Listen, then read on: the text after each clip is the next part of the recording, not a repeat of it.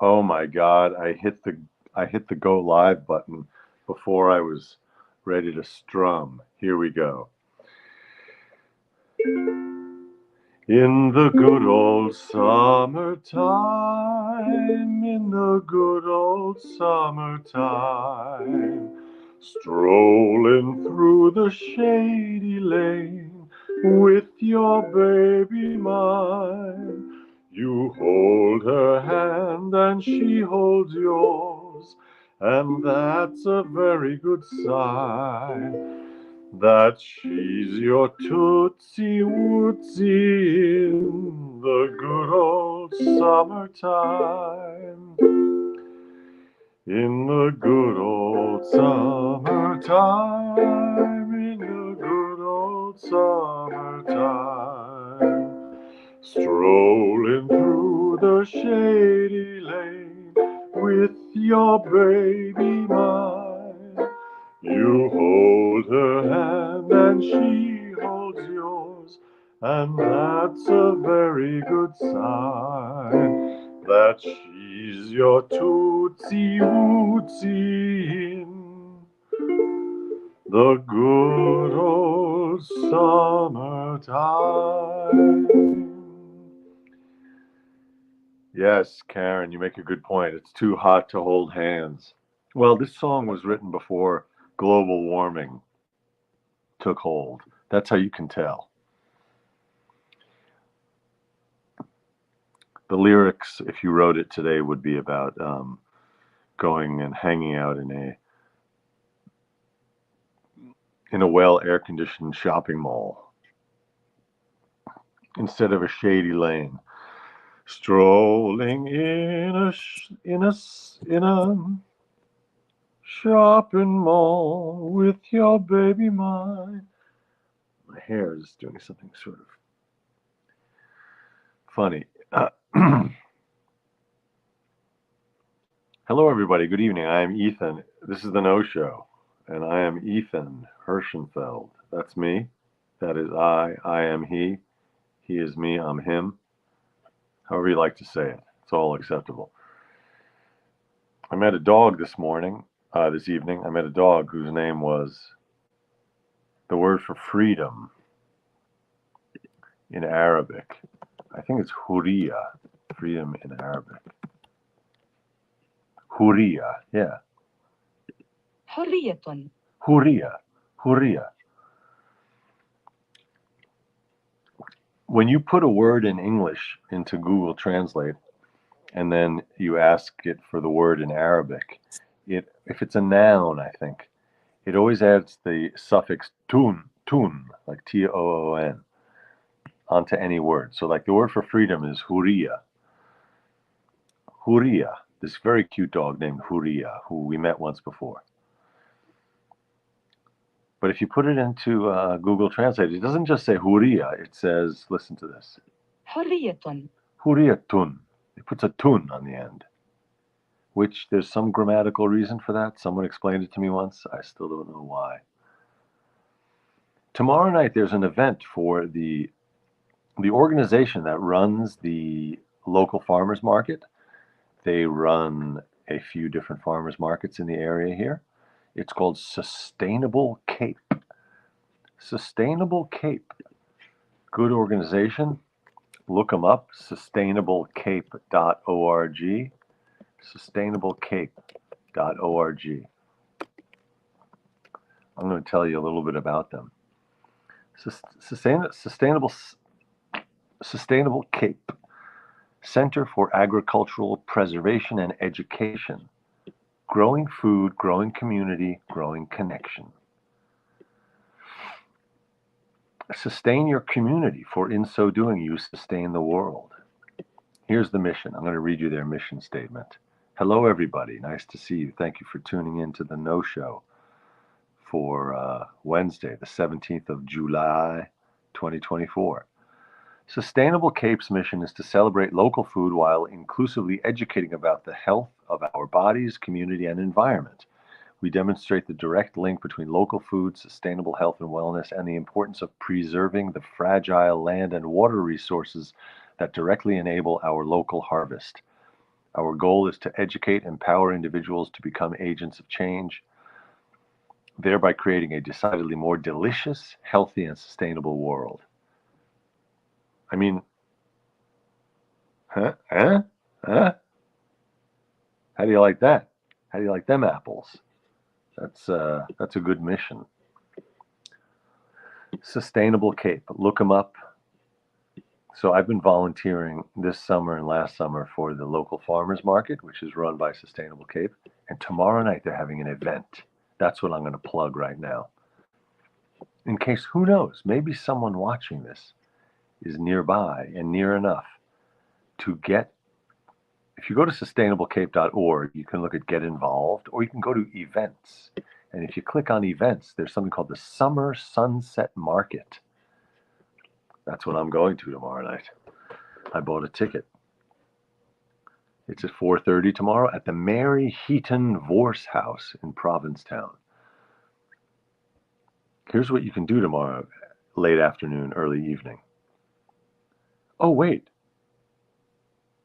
Karen, you know the answer to my question about why tun is added when they're translating. Is the adding of a letter nun to the end of a noun. The main purpose of tanween is to confer the sense of indefiniteness on the noun. Oh, interesting. So it's for an indefinite noun. Oh, I see. Okay, I thought you knew the answer to this. My question was why huria, which is freedom in Arabic, why Google Translate tells you instead of huria, they say huriyatun. So something has something to do with conferring a sense of indefinite. You know, indefinite was, I was trying to think of what is the word in English when you're talking about nouns that are for things that aren't tangible, but are for things that are, I couldn't think of this word. It keeps, again, I won't be able to run for president if I keep this up. The idea is like a word like freedom or justice or something that's not tangible. What's that? What's the word that describes all things that aren't tangible? So what kind of a noun is it? In the good old summertime, in the good old summertime. That's the song I was just opening with tonight. Music by George Evans. Words by Ren Shields. It's from 1902. If it was summertime and it was 1902 and you were one of the few people in town who had a radio, you might have heard that. I don't actually know if it was recorded back then. Oh, wait, I'm being a little ADD here. Let me tell you what's going to happen tomorrow night at this Sunset Market. Small bites and craft cocktails. You could shop Summer's freshly harvested local fare, sample a varied menu of local sourced seasonal hors d'oeuvres, or something French, some kind of French food. No, it says hors d'oeuvres. Seasonal hors d'oeuvres. Gather with friends, farmers, fishermen, and 3 talented chefs. Sip gorgeous craft cocktails made with farm fresh ingredients and herbs. Bouquets of local grown flowers for sale. Nice. There it is. So sustainablecape.org/events. If you happen to be within a 100-mile radius. At the Mary Heaton Vorse House. I'm curious, who is Mary Heaton Vorse? Who was Mary Heaton Vorse? Let's look that up with the magic of Google. Google-tun. American journalist and novelist. She lived from 1874 to 1966. She was an American journalist and novelist. She established her reputation as a journalist reporting the labor protests of a largely female and immigrant workforce in the East Coast textile industry. a journalist reporting the labor protests in the textile industry, largely female and immigrant workforce. Her later fiction drew on this material, profiling the social and domestic struggles of working women. How interesting. She died at the age of 91. Now, listen, this just so happens to be the topic I wanted to discuss tonight, which is, let me talk a little bit more about Mary Heaton Vorse.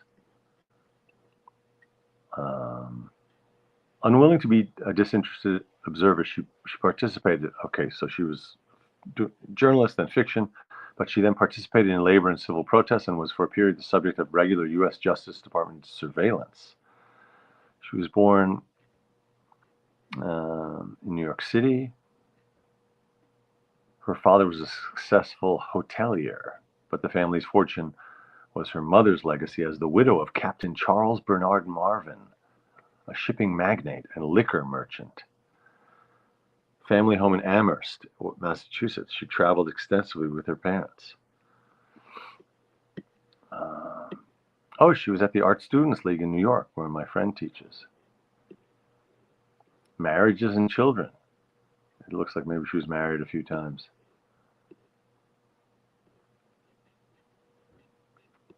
Yeah, she had two kids with her first son after the couple moved to Provincetown, right near here. And then her husband died of a cerebral hemorrhage. Ouch. There's a hyperlink there. You can read up on cerebral hemorrhages. And then in 1912, she married Joe O'Brien, a socialist and fellow suffragist. Okay. So here's my point that I wanted to make. The nomination of this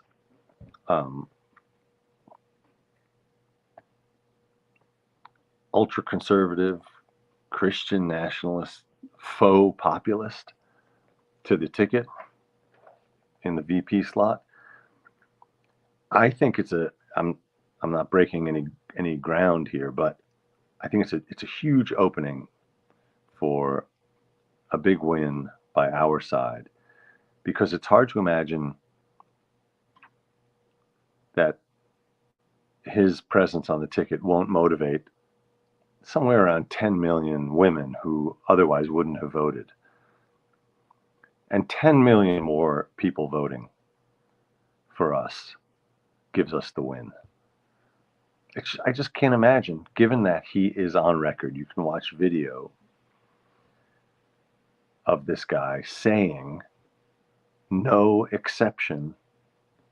His abortion ban, his idea of the perfect rule on abortion is no exception to the ban on abortion, even in the case of rape or incest. I don't know that you have to know anything more about the guy. If you're a woman and you're even in the past an unmotivated woman when it comes to voting, to have someone on the ticket who is, you can watch video of him saying that, among dozens of other horrible things that he's said and that he stands for, as does the top of the ticket, as does that whole party at this point. But it just seems to me like women's suffrage, the vote of the women of our country, could and should decide this thing. That's my hope. How can we make that happen? I don't know. But in a rational world, in a world that retains some sense of normalcy and right and wrong, I find it hard to believe that with just a little bit of the right advertising, messaging, canvassing, calling, and all that, we got to be able to get 10 million new women energized and voting against this insanity. That's my belief. So I'm glad I was reading just there about Mary Heaton Vorse, where that event is happening tomorrow evening. And she was fighting for labor, fighting for a largely female and immigrant workforce in the East Coast textile industry. So, anyway, there you have it. That's my little political 2 cents.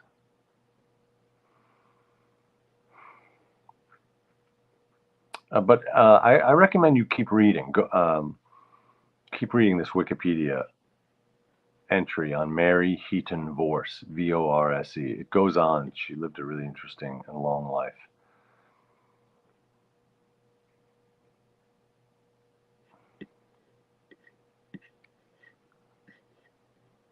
She was publicity director for the Passaic, New Jersey textile strike of 1926 and 1929.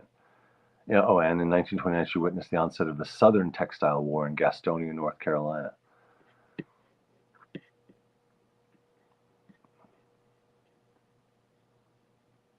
Oh, and it was on her property in Provincetown where the Provincetown Players worked, and that was the theater troupe of Eugene O'Neill. So she was in the middle of all sorts of interesting stuff. Mary Heaton Vorse. All right, and she died in 1966.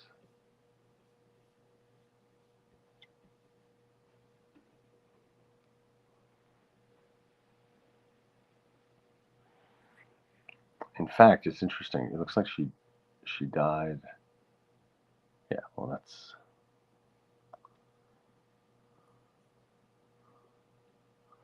Blue Lady says, I believe the women will turn out in huge numbers to see this through. The Republicans think we're the weaker sex. Blue Lady, I completely agree with you. And I was thinking of it in those terms also.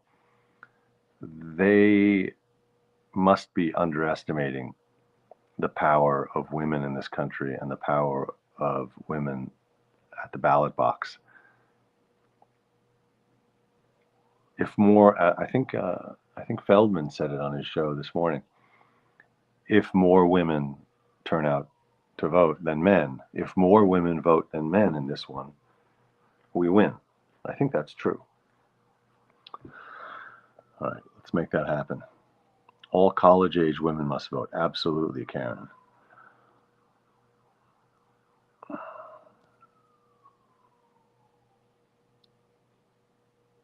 If women vote, we outnumber men. Exactly. Absolutely.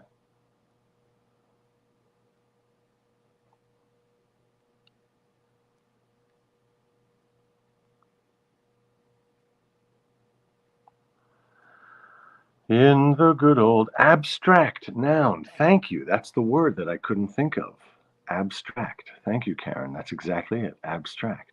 Abstract. Freedom, liberty, calumny, sophistry, oak tree. No, that's not an abstract noun. Abstract. Thank you.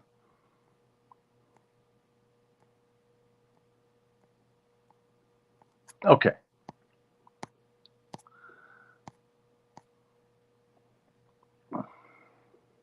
So I swam again this evening. The swim has been working out very well in the evening, doing it at around 7 these days near high tide, when the sun is almost set.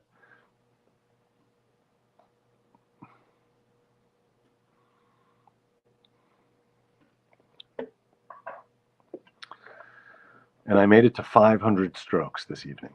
So I did 250, and then I turned around and swam against the tide. The waves are rolling in slowly at an angle to the shore. So I start, and usually I just go in the direction that they're rolling. But then the walk back is very far. So I thought I'm just going to turn around and see what it's like to swim against these waves. They're not big waves. It's just rolling and rolling.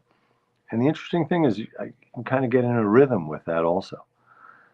I wouldn't say it's easier swimming against them, but it wasn't as bad as I thought.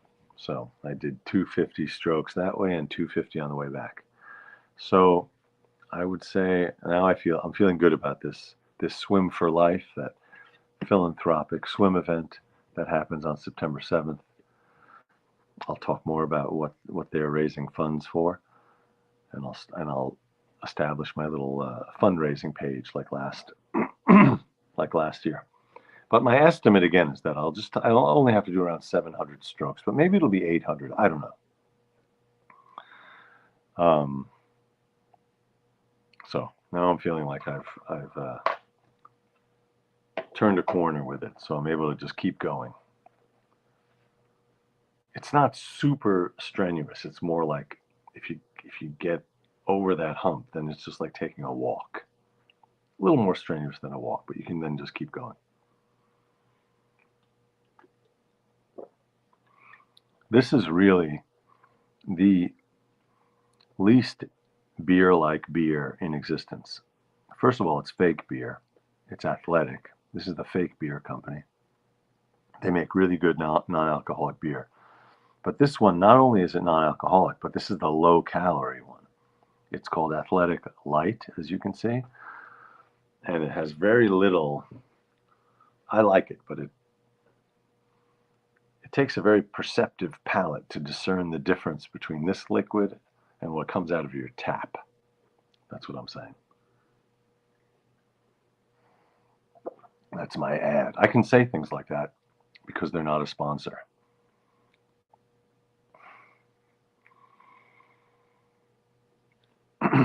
All right. Should we do a little more music?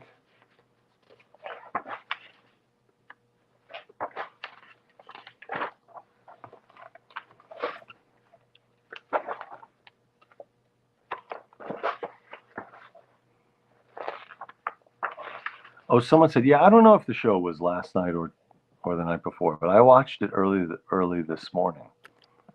Let's see. Let's see when Feldman's most recent show was.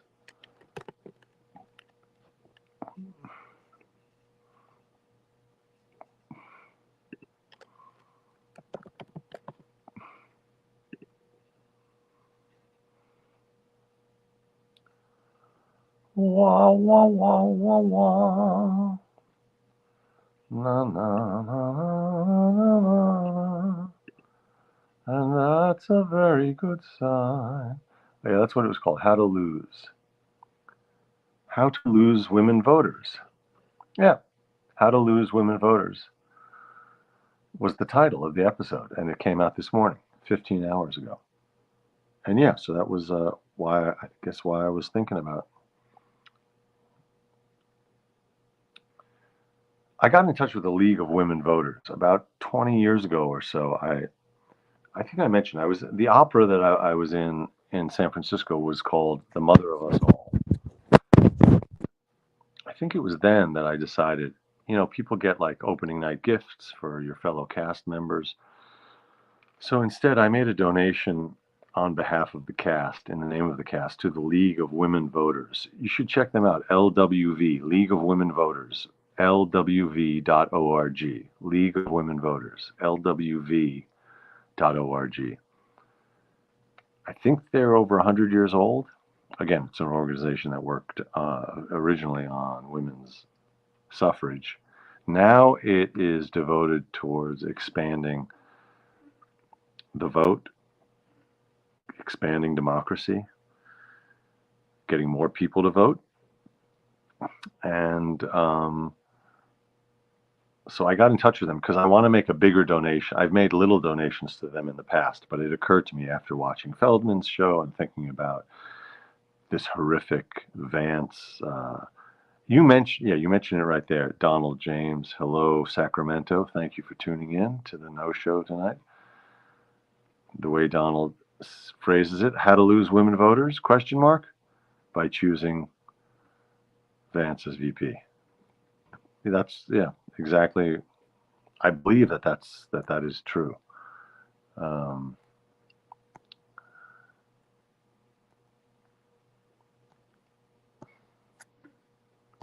So the League of Women Voters, I got in touch with them because I wanted to talk to someone there. I haven't heard back from them yet. I wanted to hear from them what they're doing, if they're doing something different right now, given the stakes and given everything that's happening, or is it business as usual? I don't imagine it can be business as usual, but I thought maybe in light of that VP pick and in light of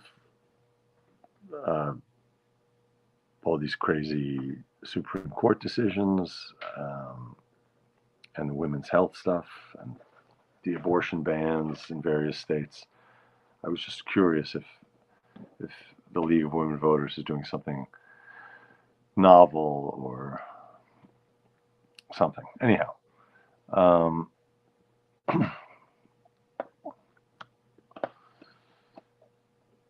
but I'm feeling, honestly, I'm feeling optimistic, as I probably mentioned last night. I feel like we have an opening here. Oh, here's a good song we haven't done in a while.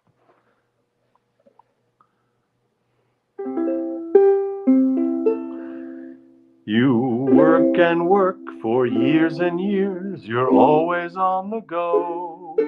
You never take a minute off, too busy making dough. Someday you say you'll have your fun when you're a millionaire.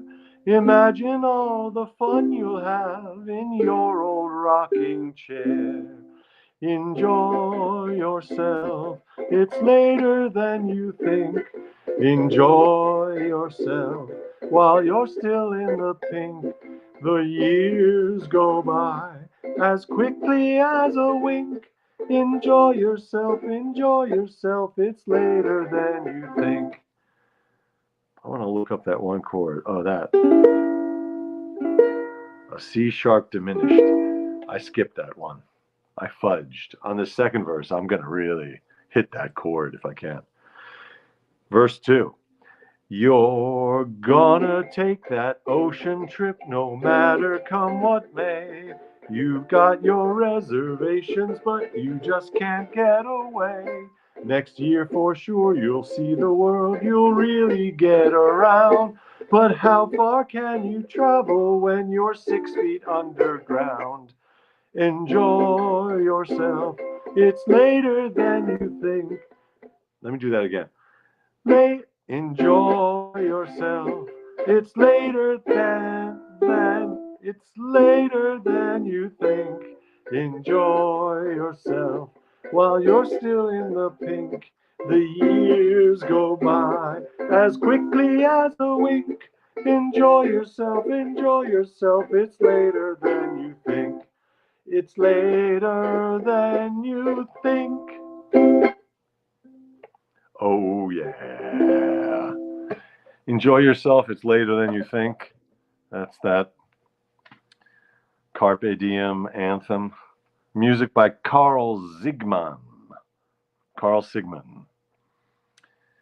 And words by Herb Magidson. 1948.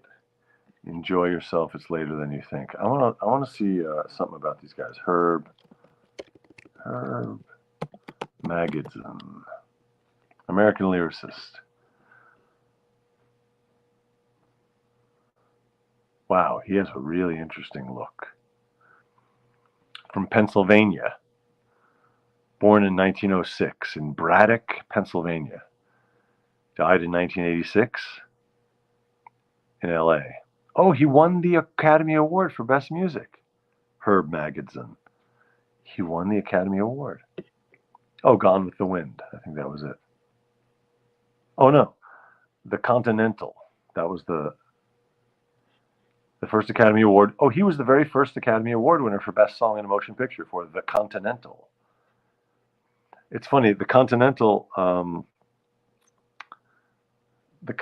is that SNL sketch also.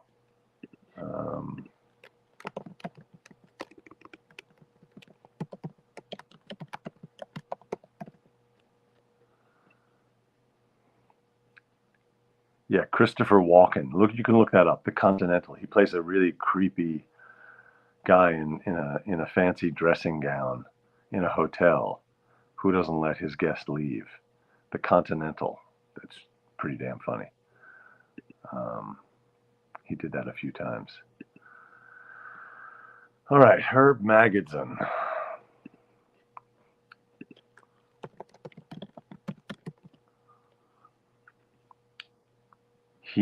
His work was used in over 23 films and 4 Broadway revues. Amazing. Herb Magidson. Okay, and Carl Zygmunt. Let's look up who wrote the music. Carl Zygmunt, American songwriter. Crown Heights, Brooklyn, and died at the age of 91 in Manhasset, New York. Oh, he wrote the song from the movie Love Story. That was a big hit.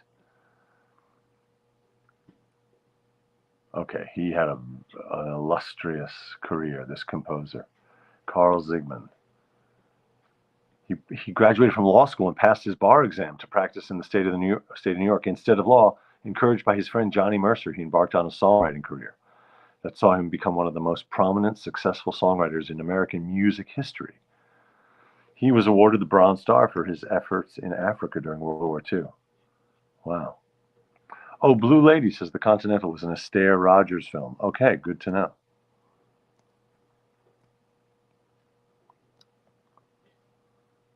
All right.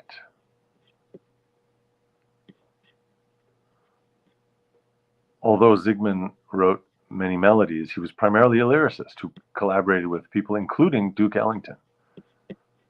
All right, cool.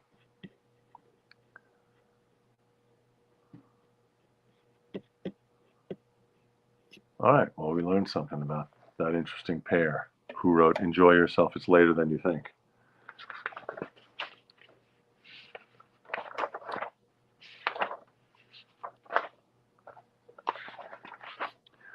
You know what? I'm going to call it.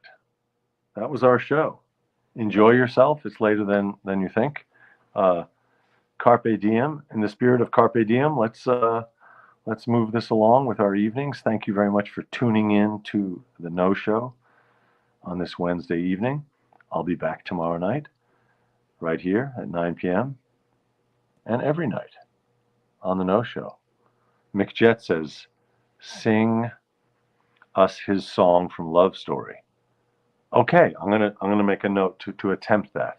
I'm going to attempt that in a future show, maybe even tomorrow night.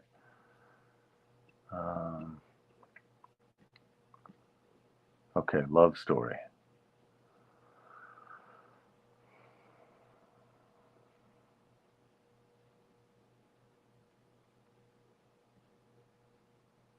Oh, Where Do I Begin? That was the name of the song. Where Do I Begin? Andy Williams. Uh-huh.